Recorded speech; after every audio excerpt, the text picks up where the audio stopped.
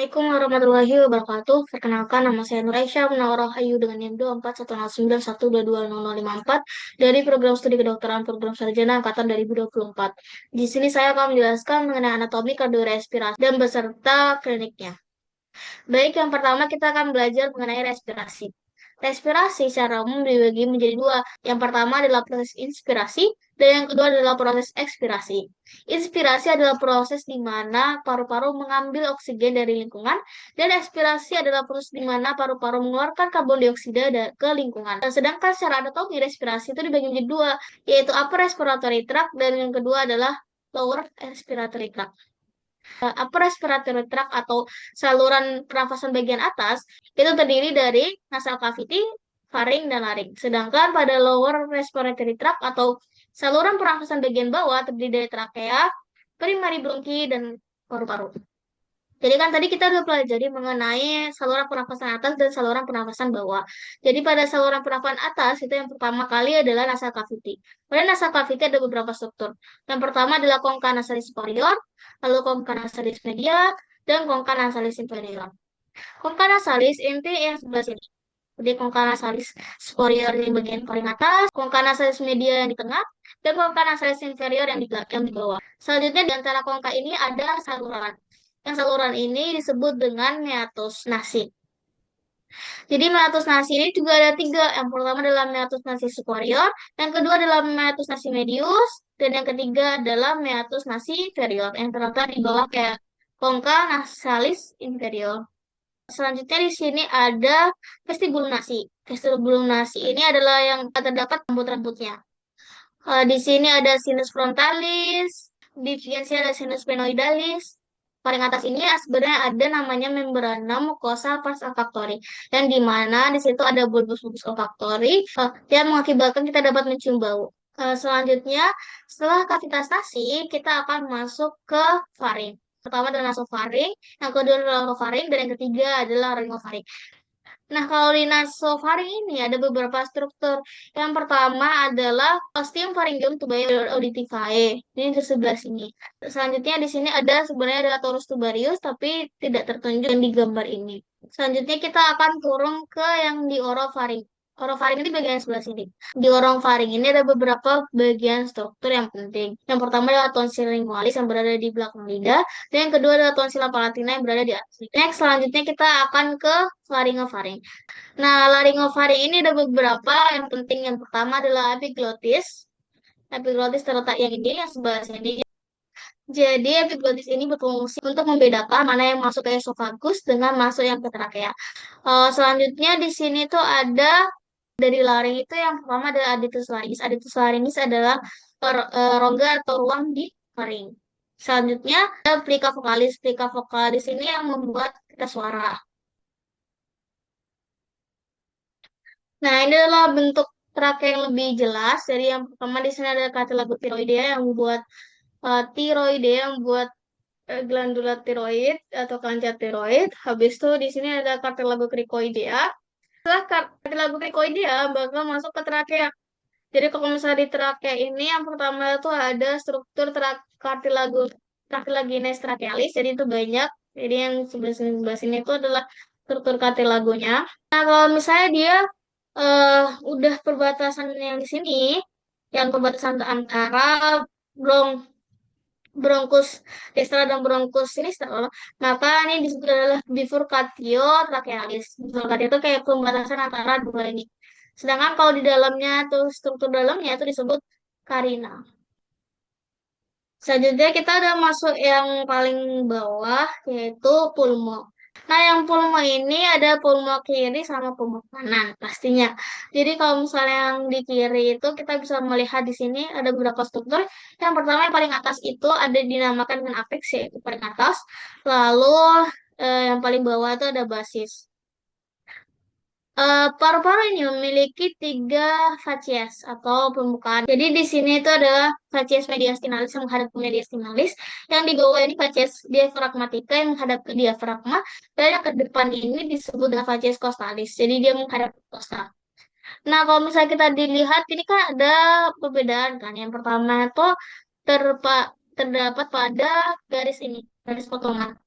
Jadi kalau misalnya yang sebelah kiri dia hanya dipotong oleh satu satu potong yang bernama viscera obliqua. Sedangkan kalau yang sebelah kanan dia tuh ada dua potongan. Yang pertama itu ada viscera obliqua dan yang kedua adalah viscera horizontalis. Jadi dia membagi, itulah kenapa ada bagian jadi yang kanan itu ada tiga lobus. Sekarang kan kita lagi di facies mediastinalis. Jadi kita lihat struktur apa yang menghadap ke facies mediastinalis. Yang pertama itu di sini. Lingkungan ini disebut dengan hilum pulmonis, yaitu kayak pintu berbentuk seperti pintu itu. Saya tuh ada struktur di sini tuh ada struktur-struktur yang masuk ke paru. Jadi yang pertama itu adalah arteri pulmonalis yang berisi dengan warna biru ini. Dan yang kuning ini adalah bronchus bulbarius superior dan inferior, superior dan inferior. Lalu yang warna merah ini adalah vena pulmonalis superior. Selanjutnya yang sebelah bagian bawah ini adalah vena pulmonalis inferior. Jadi ada vena pulmonalis superior dan vena pulmonalis inferior. Habis itu ada impresio kardiaka. Impresio kardiaka itu bentuk seperti jantung. Jadi itu dia tertekan gara-gara ada jantung. Jadi ada kayak bentuk tekanan itu. Ada bentuk kayak cetakan gitu.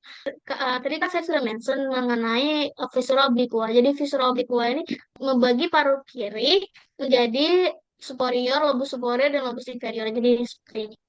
Selanjutnya kita lanjut paru kanan. Yang paru kanan ini kan tadi ada dua viscera, viscera obliqua sama viscera horizontalis. Jadi kalau misalnya yang viscera obliqua ini membagi menjadi lobus inferior sama lobus superior, sedangkan kalau yang horizontal ini membagi menjadi tersendiri yaitu lobus medius. Jadi dia seperti di tengah-tengahnya itu dinamakan lobus medius. Nah, dia juga sama punya hilum pulmonis, tapi strukturnya itu memiliki urutan yang berbeda. Jadi, hilum pulmonis ini dia yang pertama itu ada arteri bronchialis. Arteri bronchialis, lalu yang paling sebenarnya paling tinggi itu adalah bronchus bulbarius superior dexter, lalu ada arteri bronchialis, lalu ada arteri pulmonalis, selanjutnya ada vena pulmonalis superior dan vena pulmonalis inferior. Jadi paru-paru ini memiliki beberapa Nah, jadi paru-paru ini memiliki pleura. Pleura itu seperti lapisan. Jadi yang pertama adalah pleura parietalis yang paling bagian luar, sama visceralis yang menempel di paru-paru. Nah, di antara pleura ini ada ruang. Nah, ruang ini dinamakan dengan cavum cavum pleura. Tadi kan saya ada bilang mengenai kalau misalnya aspirasi itu dibagi menjadi dua proses. Yang pertama adalah inspirasi dan yang kedua adalah ekspirasi. Jadi ini adalah otot-otot yang bantu dalam proses tersebut. Yang pertama adalah proses inspirasi. Kalau kita inspirasi, yang membantu untuk proses inspirasi ini ada dua. Yang pertama adalah musculus intercostalis interna sama musculus diafragmatica. Tapi sini nggak kelihatan. Jadi di bawah ini sudah ada diafragmatica. Kalau misalnya kita inspirasi dengan paksa, maka ada otot aksesoris yang membantu. Jadi yang pertama di sini ada musculus sternocleidomastoideus. Jadi di sini yang membantu menarik kosta ini buat ke atas. Selanjutnya ada musculus calenus, tapi di sini tidak ada tunjukannya ya. Sebaliknya, kalau misalnya kita inspirasi, sebenarnya inspirasi itu tidak membutuhkan otot, tetapi kalau kita inspirasi secara paksa, itu ada beberapa otot yang membantu. Yang pertama adalah musculus rectus abdominis, sama musculus intercostalis externus. Nah, selanjutnya adalah kardiovaskular. Jadi kalau kardiovaskular itu terdiri dari dua. Yang pertama adalah kardio yang berarti jantung dan vaskular yang berarti pembuluh darah. Nah, jantung ini terdiri dari tiga lapisan utama. Yang pertama adalah lapisan perikardium. Jadi yang pertama adalah lapisan epikardium, yang kedua adalah lapisan miokardium, dan yang ketiga adalah lapisan endokardium. Jadi sebelum epikardium itu ada perikardium. Jadi perikardium itu dibagi menjadi dua, yaitu perikardium parietalis dan yang kedua adalah perikardium visceralis. Jadi yang visceralis yang menempel di jantung. Di antara dua perikardium itu ada ruang yang berisi cairan. Dah, ruang ini disebut dengan cavum pericardii. Nah, kalau misalnya kita lihat dari struktur depan dulu. Jadi apex itu selalu di bagian kiri, sister. Jadi ini adalah apexnya, lalu di sini adalah basisnya. Bentuknya, nah, jadi jantung kalau misalnya dilihat lebih dalam lagi, dia bentuknya seperti ini ya. Jadi yang pertama di sini tuh ada ventricle. Ini adalah ventricle, di sini adalah atrium. Ini atrium. Dia itu memiliki empat ruang. Yang pertama ya, empat ruang yang berisi dua atrium dan dua ventricle. Jadi ada ventricle kanan kiri, ada atrium kanan dan kiri. Nah, kalau misalnya di sini kita lihat yang pertama adalah miokardium. Jadi tadi kan ada epikardium, miokardium, sama endokardium. Jadi di sini adalah miokardium yang berarti otot. Jadi yang misal yang membatasi antara dua ventrikel ini disebut dengan septum interventrikular. Jadi dia itu yang membatasi dua ventrikel. Membatasi antara atrium, atrium kanan dan kiri, maka disebut dengan septum intraatrial. Selanjutnya di sini tuh ada otot. Yang pertama tuh ada otot musculus papillaris. Jadi musculus papillaris ini dia tuh bergandengan dengan chordae tendineae yang berhubungan sampai di katupnya. Jadi katup sendi ulnar ini dia memiliki jaringan-jaringan ini yang disebut dengan chordae yang bersatu dengan musculus papillaris. Jadi ini berfungsi untuk menarik katup membuka atau menutupnya. Ini adalah penampakan atas. Jadi kalau tadi kan ada katup-katupnya. Jadi katup-katup ini itu menghubungkan jantung dengan aliran yang lain. Pertama kita mulai dengan pulmonal. Jadi kalau misalnya pulmonal itu disebut dengan valva pulmonalis. Dia memiliki empat subkatupnya. Yang pertama itu di sini ada anterior, ada dextra sama sinistra. Selanjutnya ada aorta. Jadi kalau di aorta itu disebut valva aortae. Nah, dia itu memiliki beberapa subkatup. Yang pertama adalah di sini ada posterior, dextra, sama sinister. Kalau misalnya mitral itu ada dua doang. Jadi kalau misalnya mitral di sini dia itu terdiri anterior sama posterior. Jadi anterior dan posterior. Sedangkan kalau misalnya trikuspid dia ada tiga. Jadi yang tiga ini yang pertama di sini ada septalis yang mendekati tengah-tengah ini septalis. Lalu di sini ada anterior sama di sini ada posterior. Nah, kita belajar di arteri sama vena yang berada di jantung. Yang pertama di sini ada vena cardiaca magna. Jadi yang di sini besar ini disebut vena cardiaca magna. Di sini yang kecil ini disebut vena cardiaca parva. Nah, di sini ada vena cardiaca media ini yang di tengah-tengah ini yang media. Lalu ada vena ventriculis sinister posterior. Jadi dia tuh berada di ventricle kiri di bagian belakang. Selanjutnya di sini tuh ada beberapa arteri. Yang pertama tuh ada arteri koronaria destra. Jadi dia yang koronaria tuh berarti dia tuh kayak agak melengkung. Jadi dia tuh mengelilingi itu disebut koronaria. Jadi arteri koronaria destra. Selanjutnya di sini tuh kelihatan koronaria sinisternya kelihatan. Lalu ada vena cardiaca magnanya tadi yang besar ini kelihatan. Sebelah sini. Lalu di sini ada vena cardiaca parva. Ini ada arteri koroner dextra, jadi ada arteri koroner sinistra sama arteri koroner dextra. Next, ini tuh adalah percabangan aorta. Jadi yang pertama, jadi ini adalah aorta kan. Kalau kita lihat lebih jelasnya sebelah sini. Jadi aorta itu dibagi jadi dua. Yang pertama adalah aorta ascendens sama aorta descendens. Kalau misalnya di aorta ascendens, ini tuh dia bercabang menjadi tiga. Tiga. Yang pertama adalah truncus brachiocephalicus. Yang kedua adalah arteri carotis communis sinister sama arteri subclavia sinister. Arteri subclavia sinister ini bakal bercabang menjadi arteri subclavia sinister sama arteri vertebrae sinister. Nah, kalau misalnya arteri carotis communis sinister itu bakal menjadi arteri carotis interna sinister sama arteri carotis externa sinister. Sedangkan untuk truncus brachiocephalicus itu dibagi menjadi dua. Yang pertama adalah arteri carotis communis dexter sama arteri subclavia dexter. Jadi karotis itu bakal naik, sedangkan subclavia itu bakal ke ekstremitas atas. Jadi kita lihat yang arteri dulu. Yang pertama itu dari subclavia. Subclavia ini bakal menjadi ke arteri aksilaris. Jadi arteri aksilaris dia bakal menjadi arteri brachialis. Arteri aksilaris brachialis baru dia temporal sama arteri facial. Jadi arteri descendant ini bakal buat arteri mesenterika superior, arteri renalis yang buat ginjal, lalu ada testicularis yang buat testis, ada arteri mesenterika inferior sama iliaca communis. Jadi iliaca communis itu buat jadi jadi iliaca communis, lalu setelah iliaca communis itu dibagi menjadi dua, yaitu iliaca communis externa sama interna. Nah, selanjutnya jadi tadi aorta descendens itu bakal membelah jadi dua, yaitu pembelahan ini itu disebut bifurcatio aorta. Bifurcatio aorta itu tuh bakal ke kanan sama ke kiri. Nah, kalau ke selanjutnya dia tuh bakal menjadi arteri femoralis. Arteri femoralis itu akan menjadi arteri poplitea. Arteri poplitea itu bakal menjadi arteri tibialis posterior sama arteri tibialis anterior. Arteri tibialis posterior itu akan membuat arteri fibularis. Jenjang percabangan arteri tibialis posterior itu adalah arteri fibularis lalu masuk ke arteri dorsalis pedia. Jadi kalau di vena dia kurang lebih namanya sama. Jadi vena subclavia, jadi vena cava superior ini bakal dibelah menjadi vena cava superior menjadi vena subclavia sama vena brachiocephalic dextra. Subclavia brachiocephalic dextra. Brachiocephalic dextra ini menjadi vena jugularis interna. Nah, vena jugularis ini bakal menjadi vena jugularis interna anterior sama posterior.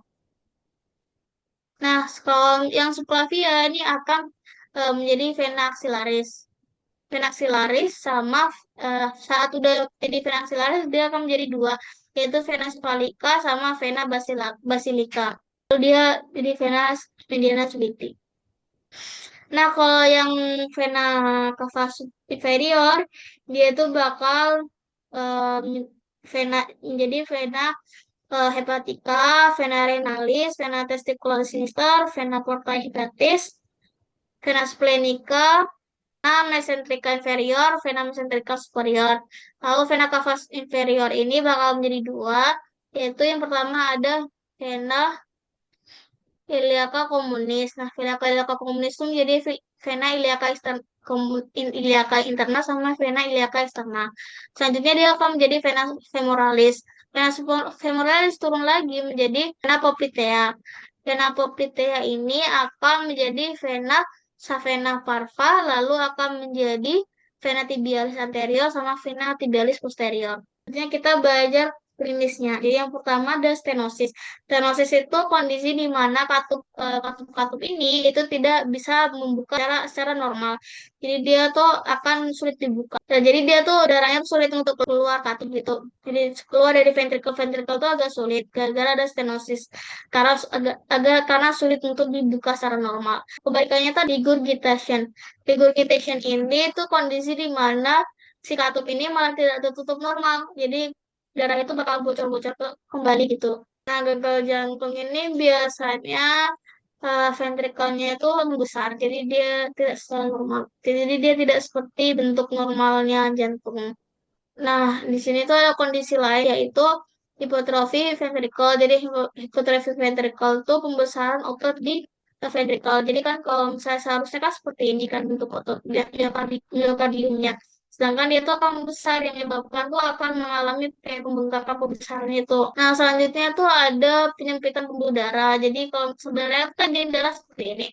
Nah, di darah ini akan mengalami gangguan biasanya tuh lemak ada yang lemak. Jadi darah itu tidak bisa mengalir secara sempurna. Nah, selanjutnya itu yang terakhirnya ada kondisi kaput medusa. Jadi kaput medusa ini kondisi di mana vena paraumbilikal ini dia itu mengalami pembesaran. Jadi terlihat seperti kayak rambut-rambut medusa. Baik, itu saja yang bisa saya sampaikan. Terima kasih telah menyaksikan. Wassalamualaikum warahmatullahi wabarakatuh.